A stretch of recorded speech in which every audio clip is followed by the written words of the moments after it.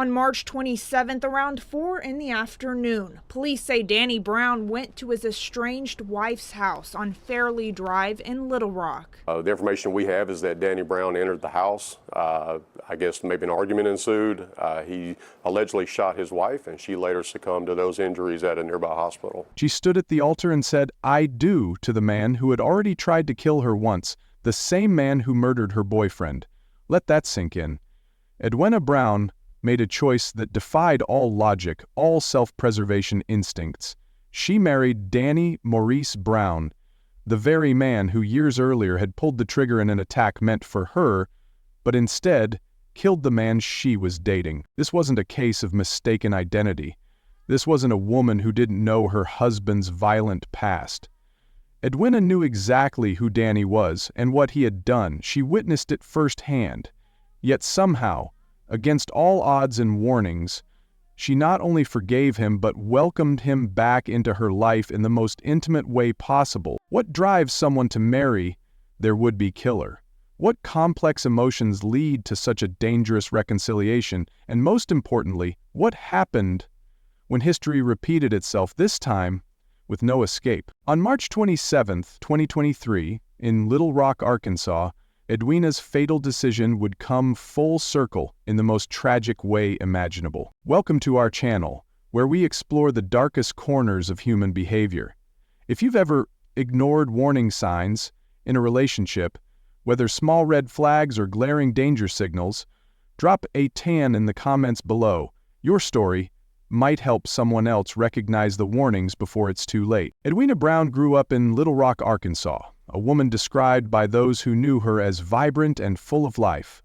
By her mid-20s, she had built a life that seemed normal on the surface, working a steady job, maintaining close relationships with family, and dating a man who, by all accounts, treated her well.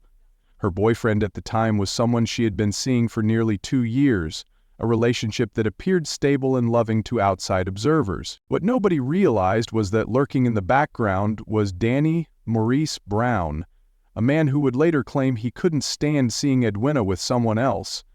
Danny and Edwina had a complicated history. They'd dated briefly years before, but the relationship had ended.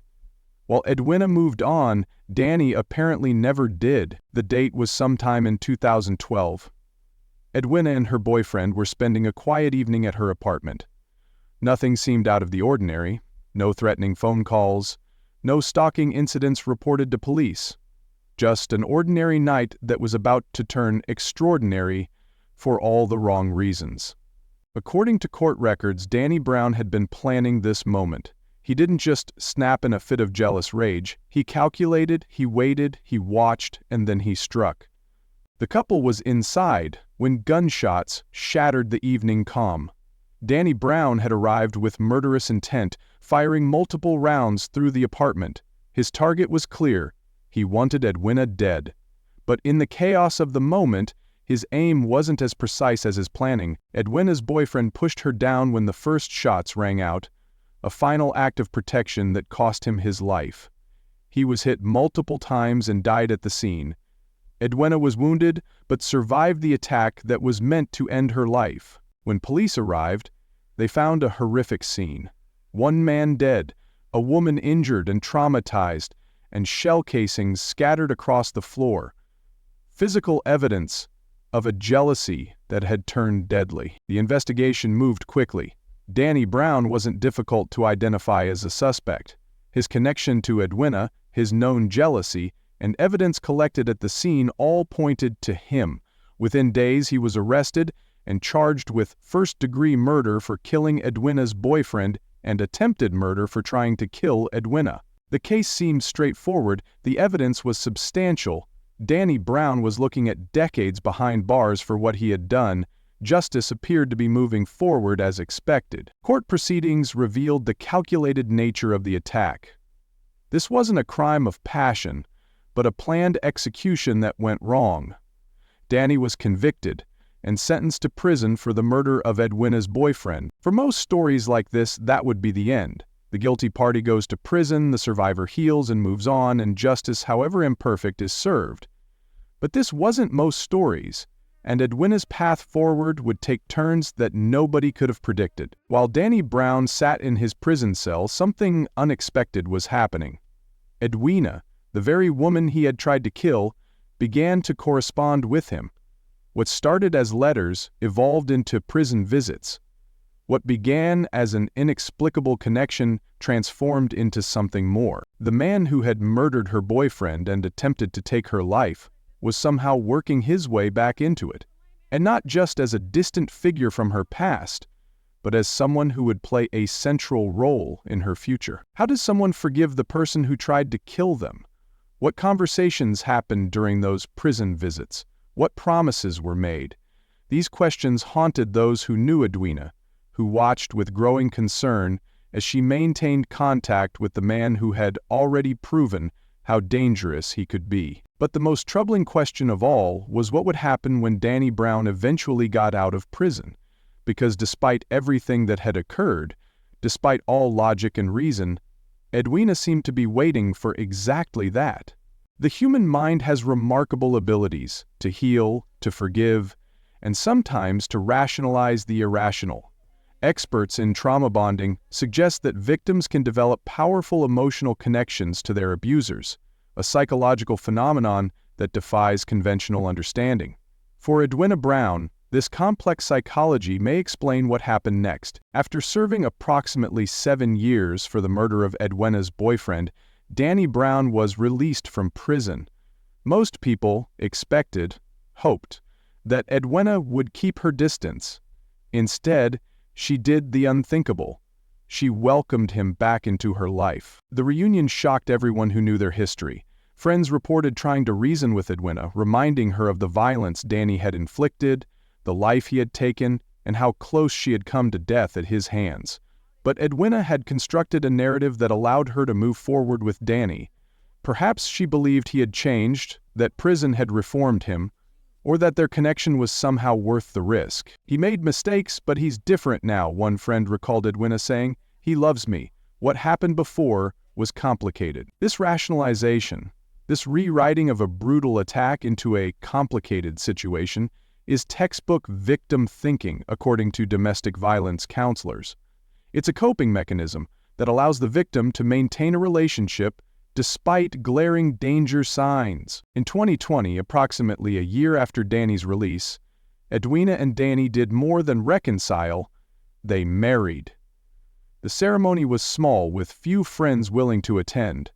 Those who knew the couple's history couldn't bring themselves to witness what they saw as Edwina signing her own death warrant. The wedding photos that later circulated online showed a smiling Edwina in a white dress, standing beside the man who had once tried to end her life. The images are haunting in retrospect. A woman who appeared genuinely happy, unaware that she was entering the final chapter of her life. During the next 3 years of their marriage, there were multiple opportunities for intervention that never materialized. Neighbors reported occasional shouting matches. Family members noticed bruises that Edwina explained away. One friend even called domestic violence hotlines seeking advice, but was told they couldn't intervene without Edwina herself reaching out for help. The system that should have protected Edwina had gaps large enough for her to fall through. Parole officers who supervised Danny apparently never flagged the relationship as problematic, despite knowing his history with Edwina. Mandatory counseling that might have been required never happened.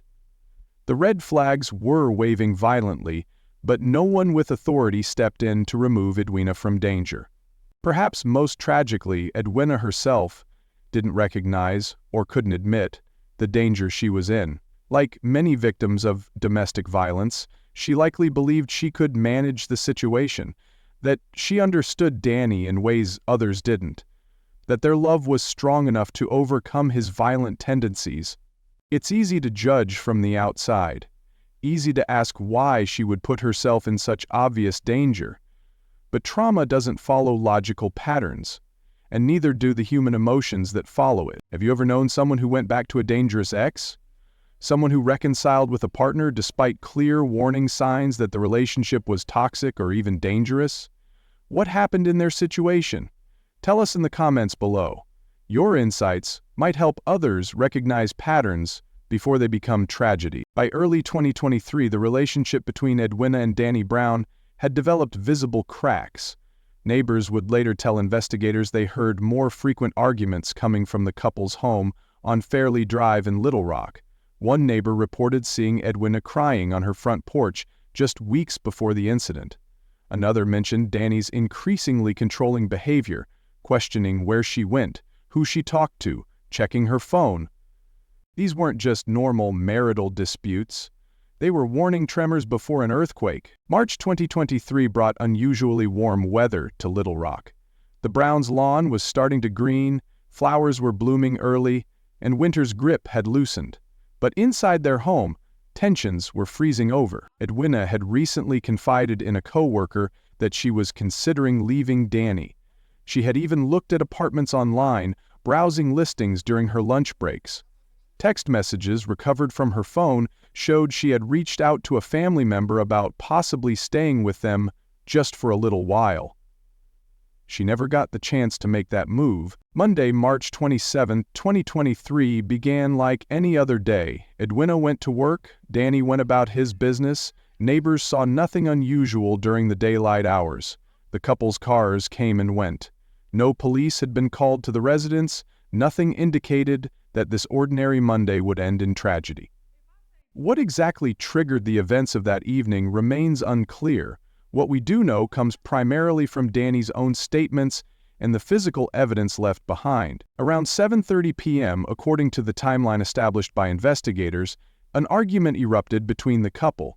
The subject of their disagreement has never been publicly confirmed, though speculation suggests it may have been related to Edwina's plans to leave. The argument escalated quickly, voices raised, objects thrown, and then the unthinkable. Danny Brown retrieved a handgun. At 8:14 p.m., multiple gunshots rang out inside the home. Neighbors reported hearing between 3 and 5 shots in rapid succession, followed by silence. Inside the house, Edwina Brown lay wounded from multiple gunshot wounds. And here's where this case takes an unexpected turn. At 8:17 p.m., just minutes after the shooting, Danny Brown himself called 911. The call, portions of which were later played in court, is chilling. "I need an ambulance," he told the dispatcher, his voice surprisingly calm. "My wife's been shot." When asked who shot her, Danny paused before responding, "I did. We were arguing and it just happened."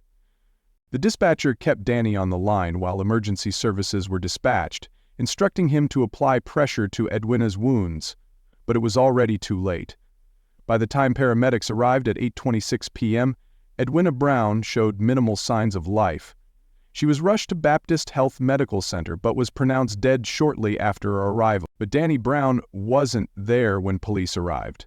In the 9 minutes between his 911 call and the arrival of first responders, he had fled the scene. The Little Rock Police Department immediately issued an alert for Danny Brown, describing him as armed and dangerous.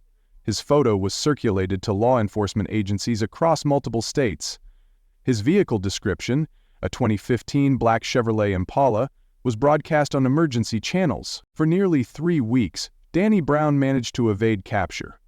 Investigators later determined he had initially driven north toward Missouri before doubling back and heading southwest into Texas. He abandoned his vehicle in a shopping center parking lot in Texarkana and continued by bus to Dallas. During this time, Edwina's family held her funeral. The ceremony was attended by over 200 people, friends, co-workers, family members, all struggling to understand how this tragedy could have happened, especially given the couple's history. Meanwhile, the manhunt intensified. U.S. Marshals joined the search, following tips and possible sightings. Bank records showed small ATM withdrawals in different locations, suggesting Danny was on the move and trying to avoid detection. On April 17, 2023, the search ended. Acting on information from a confidential informant, U.S. Marshals located Danny Brown at a motel on the outskirts of Dallas, Texas. He surrendered without incident, though officers found a loaded handgun in his motel room, believed to be the same weapon used to kill Edwina. When taken into custody, Danny reportedly made a statement that haunts this case. "I told her years ago that "If I couldn't have her, nobody would." The man who had once before tried to kill Edwina, who had killed her previous boyfriend, had finally succeeded in his original mission. The cycle of violence that began more than a decade earlier had come full circle. Danny Brown was extradited back to Arkansas within days of his arrest in Dallas. He arrived at the Pulaski County Detention Center in handcuffs, head down, avoiding the cameras that had gathered to capture his return. The man who had twice brought violence into Edwina's life now faced the most serious charge in the Arkansas Criminal Code: capital murder. The prosecution didn't hesitate to announce they would seek the death penalty. This case represents the worst kind of domestic violence: premeditated, calculated, and with a history that should have prevented it from ever happening, the prosecuting attorney stated at a press conference. The defendant had already demonstrated his willingness to kill once before. Justice demands the ultimate penalty. Danny's defense team immediately began laying groundwork for what appeared to be a diminished capacity defense, requesting psychological evaluations and hinting at potential trauma from his own childhood. But the facts of the case left little room for sympathy. A man who had already killed once had killed again, exactly as many had feared he would. The preliminary hearing in June 2023 revealed additional details about the crime scene. Forensic evidence suggested Edwina had been shot at close range, with powder burns indicating the gun was pressed against her body for at least one of the shots. The medical examiner testified that she had defensive wounds on her hands and arms, suggesting she had tried to protect herself. As the legal process ground forward, the community reaction to Edwina's murder evolved from shock to outrage. Vigils were held. Domestic violence organizations pointed to the case as a textbook example of how the system fails victims. Local news outlets ran special reports examining how a man with Danny's history could have been allowed to not only reconnect with his former victim, but marry her. This wasn't just a failure of one person or one agency, explained a domestic violence advocate at a community forum. This was a systemic failure across multiple points of contact: the correction system, parole, law enforcement, social services. At every turn there were opportunities to intervene that never happened. The timeline of events revealed just how many red flags had been ignored. Danny's release from prison should have come with strict conditions preventing contact with Edwina.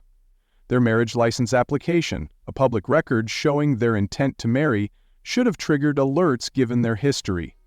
The domestic disturbance calls to their residence, though infrequent, should have been flagged given Danny's violent past. Perhaps most disturbing was the revelation that Danny had violated parole multiple times with only minimal consequences. His parole officer had documented at least 3 instances of Danny missing check-ins or failing drug tests, yet no significant action was taken to return him to custody. The pattern was clear to anyone who looked, said one of Edwina's cousins in a television interview. He hurt her before, he killed the 4, and nobody stepped in to stop him from doing it again. How many warning signs do you need? Experts in domestic violence point to Edwina's case as an example of how abusers rarely change without intensive intervention. Danny's violence wasn't a one-time loss of control, but a pattern of behavior that spanned more than a decade. His first attack on Edwina wasn't the beginning, but merely the first documented instance of his violence toward her. The court proceedings revealed that Danny had been physically abusive during their brief relationship before the first shooting. Friends testified that Edwina had shown up with bruises, had canceled plans suddenly, had exhibited classic signs of being in an abusive relationship years before he ever pulled a trigger. This pattern, escalating from control to physical abuse to deadly violence, is well documented in domestic violence research. Yet despite all we know about these patterns, despite training for law enforcement and resources for victims, Edwina still fell through the cracks of a system that should have protected her. As one advocate put it, Edwina Brown didn't just die on March 27, 2023. She died the day the system decided her abuser's freedom was more important than her safety. Edwina Brown's story isn't just a tragedy to be mourned, it's a lesson that might save lives. The warning signs that preceded her murder are the same red flags that appear in thousands of abusive relationships across the country. Controlling behavior is often the first sign. When a partner monitors your whereabouts, checks your phone, isolates you from friends and family, or makes excessive demands about your appearance or behavior, they're not showing love. They're establishing control. Danny Brown's need to control Edwina was evident from their earliest interactions and only intensified over time. Jealousy, when extreme, isn't romantic. It's dangerous. Denny's first violent act stemmed from his inability to accept Edwina with someone else. Healthy relationships are built on trust, not possession. Past violence is the single greatest predictor of future violence. This is perhaps the most critical lesson from Edwina's case. Someone who has been violent once is statistically likely to be violent again, especially without meaningful intervention and accountability. If you recognize these patterns in your own relationship or in someone close to you, resources exist that Edwina may not have known about or felt able to access. The National Domestic Violence Hotline, 1-800-799-9723, provides 24/7 crisis support, safety planning, and referrals to local resources. Their website offers chat options for those who can't safely make a phone call. Local women's shelters provide emergency housing, legal advocacy, and counseling services. Many have confidential addresses and security measures to protect residents. Protection orders, while imperfect, create legal consequences for abusers who attempt contact.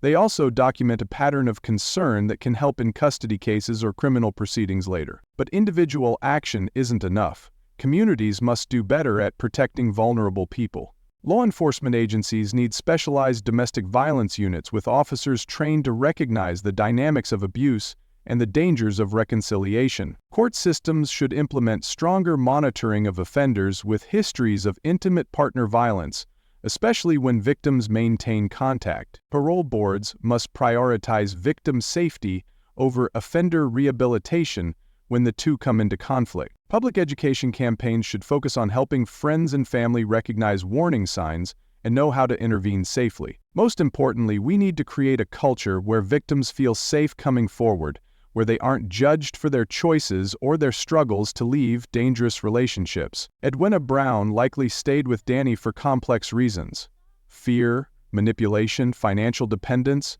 trauma bonding, or genuine belief that he had changed. Understanding these complexities is crucial to helping others in similar situations. If this story affected you, if you recognized patterns from your own life or someone you care about, please hit subscribe and share this video with someone who needs to hear it. Your comment below might help someone recognize their own situation or find the courage to reach out for help. No one should have to live in fear. No one should die like Edwina did, and with awareness, action, and community support, maybe no one else will. Edwina Brown's headstone in Little Rock bears only her name, birth date, and the day her life ended. But her legacy extends far beyond those carved letters. She represents countless women trapped in cycles of violence, making impossible choices between fear and forgiveness. One decision, to reconnect with the man who had already demonstrated his capacity for deadly violence, altered the trajectory of Edwina's life. That choice, made for reasons we may never fully understand, reminds us how complex the human heart can be, how hope can sometimes override our instinct for self-preservation. As we close Edwina's story, we're left with a question that haunts every case like hers. When someone shows you who they are the first time, what does it take to believe them? The answer might just save your life, or the life of someone you love.